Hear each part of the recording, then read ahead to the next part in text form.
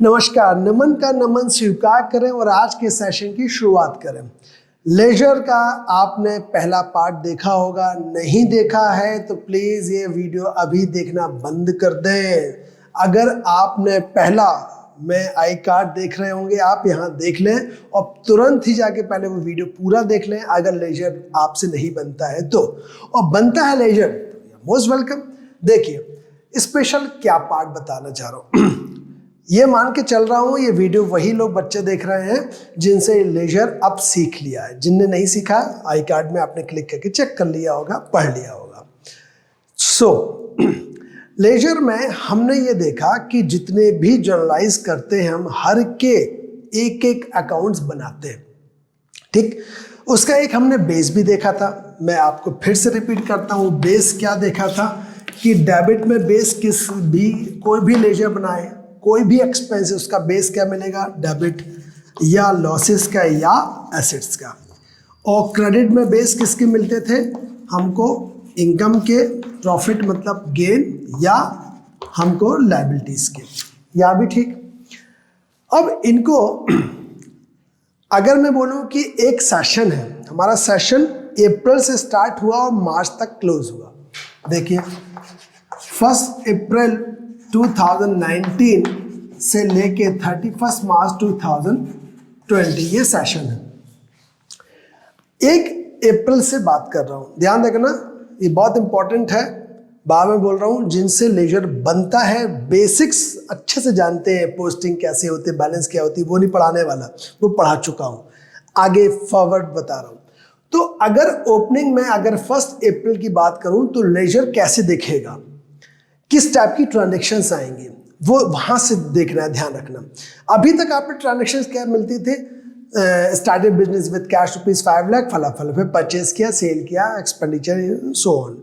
भैया हमेशा started business with cash ही होता रहेगा कि जिंदगी भर नहीं ना। एक बार कर लिए स्टार्ट, अब एक बार स्टार्ट कर लिए तो उसके बाद चलेगा, बिजनेस चलता जाएगा, गोइंग कंसर्न कॉन्सेप्ट। तो बैलेंस कहाँ जाएंगे और वो बैलेंस नेक्स्ट से कैसे परफॉर्म करेंगे, क्या काम करेंगे, वो बात कर रहा हूँ।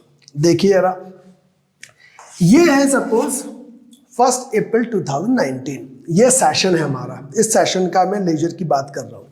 मान के चले हमने 2015 के आसपास इस दिन बिजनेस स्टार्ट किया था। बिजनेस स्टार्टेड विद कैश वाली जो ट्रांजेक्शन है कुछ 15 के आसपास हमने किया था स्टार्ट। तो अब हम कैपिटल वाली एंट्री तो करने से रहे, ठीक है। पर वो कैपिटल वाली एंट्री के बाद जो हुआ होगा 15, 16, 17, 17, 18, 18, 19 और अब आ गया 2019, तो 2019 से 20, तो क्या करना है, हमें जितने भी बैलेंसेस मिलते हैं जिसको हम सीडी बोलते हैं, क्लोजिंग बैलेंस, और नेक्स्ट बोलते हैं ब्रॉट डाउन, बीडी मतलब ओपनिंग बैलेंस, ठीक। ये ओपनिंग बैलेंस, ये क्लोजिंग बैलेंस आपको लगता है कैसा कि एक लेजर बनाया। अब मैं जेएफ का कॉलम नहीं बना रहा हूं क्योंकि वो सब चीजें आप जानते हैं। यहां पे हमने कुछ है ना अमाउंट लिखे 2000, 5000, यहाँ सपोज 3000, टोटल मारा, यहाँ कितना हुआ 7, ये हमारा आया बैलेंस कितना 4000। ये कौन सा बैलेंस हुआ, क्लोजिंग। ये अगर मैं डेट का कॉलम बनाऊं तो सपोज 30th अप्रैल की डेट है, सपोज अप्रैल से स्टार्ट किया, तो हम क्या करते थे, इसी बैलेंस को हम 4000 यहाँ फॉरवर्ड करते थे, याद आ रहा होगा।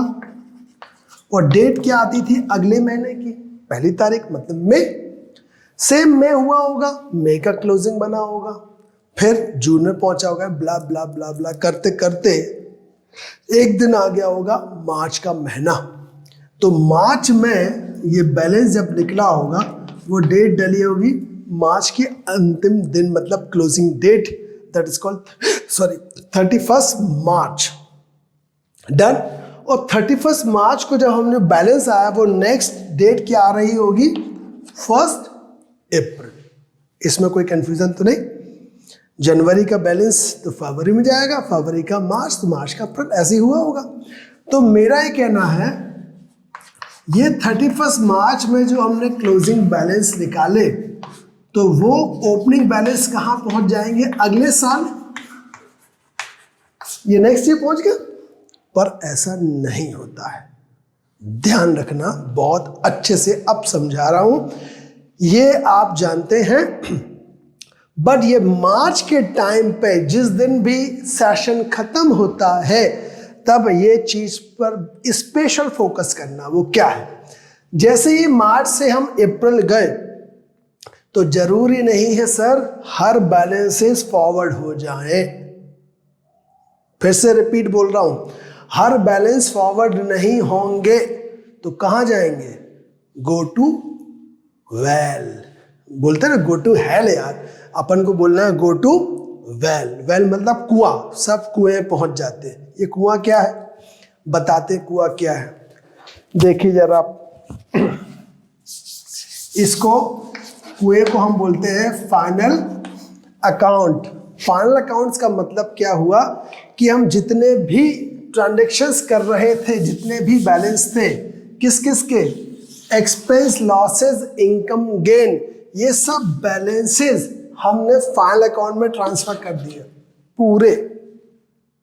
कैसे, मार्च एंडिंग की याद रख रहा हूं, बार बार बोल रहा हूं, ईयर सेशन जब खत्म हो रहा है उसको बैलेंस इधर फॉरवर्ड नहीं कर रहे। किन किन के नहीं कर रहे हैं, एक्सपेंस के, लॉसेस के, इनकम के, गेन के। हर महीने करते होंगे, अप्रैल का आप मई में ले आओ, मई का जुलाई, पर सेशन खत्म हुआ तब फॉरवर्ड नहीं करेंगे नेक्स्ट ईयर। मतलब मार्च हमारा क्लोजिंग ईयर होगा सिर्फ इन चारों के लिए। तो ये जाते कहां होंगे, इनके दो पार्ट,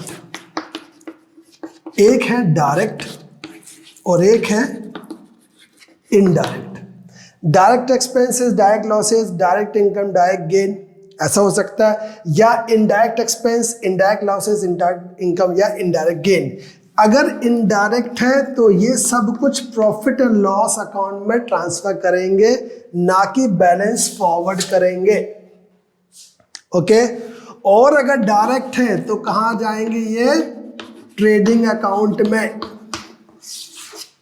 फाइनल अकाउंट की बात कर रहा हूं, ये सब फाइनल अकाउंट में चीजें जाती हैं, पर आपको बेसिक समझना जरूरी है। आप जब सम्स कर रहे होंगे किसी भी बुक से, हो सकता है टीएस ग्रेवाल सर की बुक कर रहे हो, या पीसी तुलसीन सर की बुक कर रहे हो, या शिवलाल जी की बुक कर, जिसकी भी आप बुक यूज कर रहे होंगे, हो सकता है लास्ट की इलस्ट्रेशन देखिएगा आप। लास्ट स्टार्टिंग बड़ा ही आसान आसान सवाल रहेंगे। लास्ट इलस्ट्रेशन हो सकता है बैलेंस की जगह ये लिखा हो by profit and loss account. ये समझ में नहीं आएगा आपको, अरे अरे ये कैसे आ गया। ज्यादातर इसको पढ़ाया भी नहीं जाता, छोड़ो वो कोई मतलब का नहीं है, वही मतलब का है। तो जो भी एक्सपेंस, ये अकाउंट्स का नाम देख लेना, अगर एक्सपेंस लॉस इनकम गेन का है, वो जैसे मैंने कमीशन का बनाया, तो कमीशन आपके लिए अगर एक्सपेंस दिख रहा है, वो भी इनडायरेक्ट दिख रहा है, तो क्या लिखोगे आप, प्रॉफिट लॉस अकाउंट। मतलब वो अकाउंट क्लोज हो गया, अब उसको फॉरवर्ड नहीं कर सकते। तो किसको कर सकते, देखते हैं। ये बचा क्या बचा हमारा, असेट्स और लायबिलिटी, उनके अकाउंट क्लोज नहीं होते। तो हमारा कोई भी एसेट्स का अकाउंट बनाया, सपोज हमारा फर्नीचर था, हमने 2,000 का फर्नीचर खरीदा, फिर 5,000 का फर्नीचर खरीदा, 7,000 हो गए, उसमें से 3,000 का फर्नीचर बेच दिया, बैलेंस कितना बचा, बैलेंस बचा हमारा 4,000। अब उठा के क्या फेंक दे क्या, नहीं, क्या बेचना ही पड़ेगा, नहीं ना, अगले साल काम आएगा। तो वो बैलेंसेस नेक्स्ट ईयर हमारा बैलेंस ट्रांसफर हो जाएगा। ऐसे ही एसेट्स के, ऐसे ही लायबिलिटीज के। तो सिर्फ एसेट्स और लायबिलिटीज के बैलेंस फॉरवर्ड हो सकते हैं सेशन के एंड के बाहर, और बाकी एक्सपेंस लॉसेस इनकम गेन के नहीं होंगे। क्यों नहीं होंगे, डायरेक्ट वाले कहाँ ले जाएंगे हम, ट्रेडिंग में, और इनडायरेक्ट वाले पीएनएल में। मेरे ख्याल से इतना अच्छे से समझ में आ गया होगा। मैं एक बार रब करके इसको बहुत अच्छे से चाहता हूँ लिख दूँ, जिसमें आप बहुत अच्छे से समझ सकें, जिसको बोलते हैं ना एक बार फाइनल शॉट। सर क्या है फाइनल शॉट, ये है क्लोजिंग बैलेंस, ठीक, एक ट्रेडिंग अकाउंट, के नाम से या प्रॉफिट लॉस के नाम से जाएंगे। कब? जब वो डायरेक्ट एक्सपेंस, लॉसेस, इनकम या गेन होंगे तो। P&L में जाएंगे कब? अगर वो इनडायरेक्ट हो। इतना ठीक। नेक्स्ट, क्लोजिंग बैलेंसेस किसके? एसेट्स या लायबिलिटीज के ओपनिंग बैलेंस जाएंगे, फॉरवर्ड हो जाएंगे। यहां पे बोल रहा हूं मैं फॉरवर्ड होंगे, यहां पे बोल रहा हूं अकाउंट क्लोज हो जाएगा। अकाउंट क्लोजिंग हुई मतलब ये कहलाती क्लोजिंग एंट्रीज, इसी से क्लोजिंग एंट्रीज बनती हैं। तो इनके अकाउंट क्लोज हो गए और ऐसे लायबिलिटी के अकाउंट फॉरवर्ड हो गए। अब जब फॉरवर्ड हो गए तो नेक्स्ट ईयर पहुंचे।